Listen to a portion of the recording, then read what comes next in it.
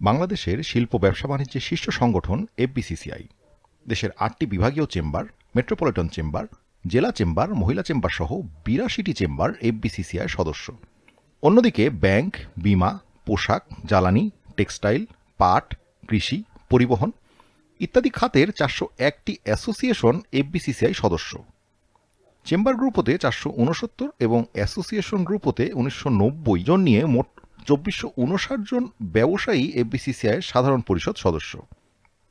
একজন সভাপতি, 7 জন সহসভাপতি সহ 80 জন পরিচালক নিয়ে এফবিসিসিআইয়ের পরিচালনা পর্ষদ গঠিত। বিগত 15 বছর যাবৎ এফবিসিসিআইয়ের কার্যক্রম ব্যবসা, শিল্প, বাণিজ্য ও সেবা খাতের স্বার্থে পরিচালিত হয় নাই, বরং অনির্বাচিত একদলীয় স্বৈরাচারী সরকারের তোষামদি, ব্যক্তিগত স্বার্থ হাসিল সহ রাজনৈতিক এজেন্ডা বাস্তবায়নে তৎপর ছিল। রাজনৈতিক মদতপুষ্ট কিছু অসাধু অব্যবসায়ী এফবিসিসিআইয়ের নেতৃত্বে আসীন হয়ে এফবিসিসিআইয়ের অফিসকে আওয়ামী লীগের দলীয় কার্যালয়ে পরিণত করে বিভিন্ন বাজার সিন্ডিকেটের মাধ্যমে নিত্য প্রয়োজনীয় দ্রব্যমূল্যের অস্বাভাবিকভাবে বৃদ্ধি করে দেশের আপামর সাধারণ মানুষের জীবন দুর্বিষহ করে তুলেছিল। 22 জুলাই 2024 ওই সকল ব্যবসায়ীরা স্বৈরাচারী হাসিনাকে ছাত্র জনতা হত্যার সমর্থনের বিভিন্ন ধরনের উস্কানিমূলক বক্তব্য প্রদান করে গণহত্যাকে ত্বরান্বিত করেছিল। 5 আগস্ট 2024 ছাত্র জনতার গণ অভ্যুত্থানে শেখ হাসিনা পালিয়ে গেলে দীর্ঘ 15 বছরের বঞ্চিত নির্যাতিত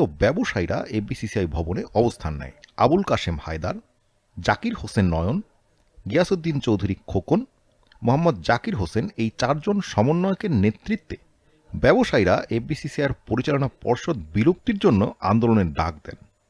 বৈষম্য বিরোধী ব্যবসায়ী সমাজ এফবিসিসিআই ভবনের সামনে অবস্থান ধর্মঘট, বিক্ষোভ প্রদর্শন, প্রেস কনফারেন্স সহ সরকারের নিকট আওয়ামী পরিচালনা পর্ষদ বিলুপ্ত করার জন্য দেন দরবার করতে থাকেন। বৈষম্য বিরোধী সংস্কার পরিষদের আন্দোলন এবং সরকারের নিকট আবেদনের প্রেক্ষিতে সরকার বিগত 11 সেপ্টেম্বর 2024 এফবিসিসিআইয়ের পরিচালনা পর্ষদ বিলুপ্ত করে এবং সরকারের অতিরিক্ত সচিবকে প্রশাসক নিয়োগ করে 120 দিনের মধ্যে অবাধ, সুষ্ঠু ও অংশগ্রহণমূলক নির্বাচনের নির্দেশনা প্রদান করেন।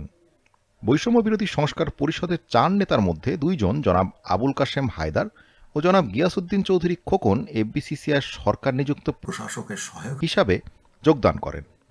অপর 2 জন নেতা জনাব জাকির হোসেন নয়ন বৈষম্য বিরোধী সংস্কার পরিষদের আহ্বায়ক এবং জনাব জাকির হোসেন একই পরিষদের সদস্য সচিব নির্বাচিত হন। বর্তমানে প্রশাসকের সহায়ক 2 নেতা এফবিসিসিআই সংঘবিধির সংস্কার এবং নির্বাচন প্রস্তুতি কাজে নিয়োজিত এবং অপর 2 জন সারা দেশে অবস্থিত সকল চেম্বার এবং অ্যাসোসিয়েশনের ব্যবসায়ীদের সংগঠিত করার কাজে নিয়োজিত আছেন। আশা করা যাচ্ছে আগামী এফবিসিসিআই নির্বাচনে বৈষম্য বিরোধী সংস্কার পরিষদ বিপুল ভোটে জয়লাভ করবে।